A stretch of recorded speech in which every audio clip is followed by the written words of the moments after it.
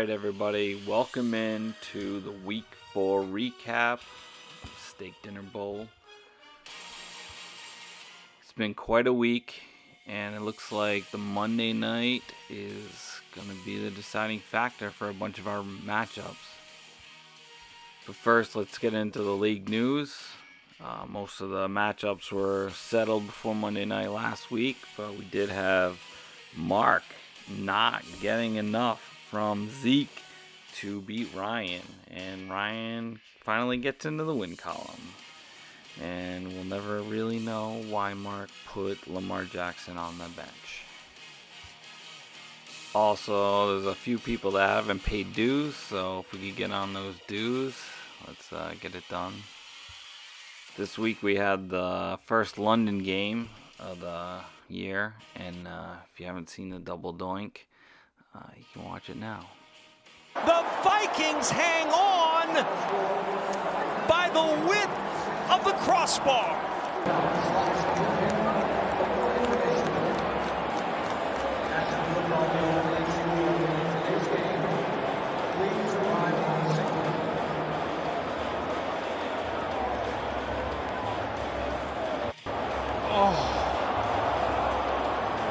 Are you kidding me? If a stiff breeze had blown right at that moment, we'd be going to overtime. Instead, the upright, then the crossbar, and the Saints are just that close to staying alive. What a finish. What a wild finish that was. It was incredible. And right after that, I gave Carlos a call to see how he was feeling about his team coming up for the day. How do you feel about your fantasy football team today? My team is going to dominate. Especially after realizing that Danny Carroll and Cooper Rush are like twins that were separated at birth. Yep. I like that they got more of like Andy Dalton, but I mean, you know. Actually, between Andy Dalton, Cooper Rush, and Danny Carroll, those could have been triplets. Irish triplets. Which would technically be Marissa's dream come true at that point. Oh yeah. All right, so I got your matchup.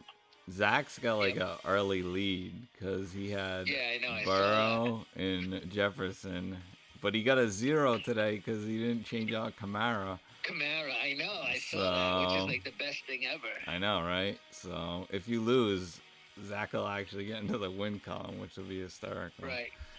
Feel good about your team, though? Yeah. I'm going to dominate, and I need to dominate to move up from 4th place to at least 1st or 2nd. Thanks, Carlos, for doing that. And with that, let's get into the matchups. Let's get into the first matchup of Carlos and Zach. We had Zach got out to an early lead with Burrow and Jefferson for Cincinnati on the Thursday night game. But like Carlos and I were talking about, he didn't take out Kamara for the early London game.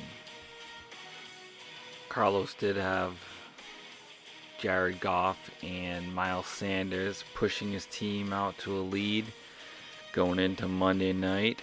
But Zach has Allen Robinson, Matt Gay, and the 49ers defense and needs 26.54 points to get into the win column. And the next matchup, we had the last two undefeated teams, which would be Jen and myself. Jen crushed it. Jen had a 92% chance of winning at 3-14. So it was looking very bleak for myself very early in the day.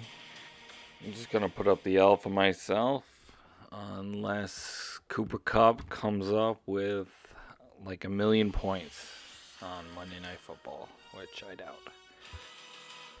And for our next matchup, we had Mark versus Mike, both at 1 and 2.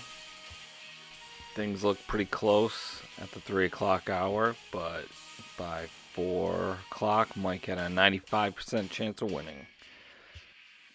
All right, we got Mike on the line right now. Yo, what's up? Just another shitty Mike here. So we know that Mark is having questions about his quarterbacks last week not playing Lamar Jackson. What were your thoughts on playing Aaron Rodgers over Herbert this week? Yeah, it was a tough decision, but at the end of the day, we had to make the best decision for the team. Herbert's been injured lately. We just weren't sure if he was going to play. And then, honestly, I forgot to check by the time the game started anyway. So I didn't even know he was playing. I thought he was going to sit this one out against Houston. They stink. Right. They could have put anybody in there to beat Houston. All right, great. And moving on to another question we got here. You have a question from a caller? I have a question. Is the sideline reporter there this week? No, she's not here.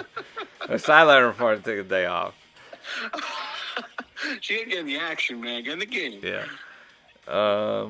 Seeing as though you're a math nerd, True. Correct. The documents approve it. Why does Mark still have a 1% chance of winning, considering he's done and losing, and you still have Debo going tonight? Because in theory, if Debo, gave up like 10 fumbles, he could lose me points at the end of the day, right? I mean, who knows? If Mark actually wins a game, that's incredible, right? That would be incredible. I mean, he's the fire. Yeah, that fire's put out.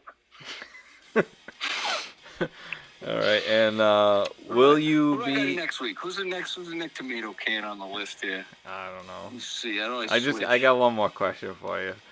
Because go for it. Will you be continuing with the shitty Mike, or are you gonna be just the average Mike, seeing as though you'll be 2-2 this week? No. It's just another shitty Mike. No, we're sticking with it. Good luck out there.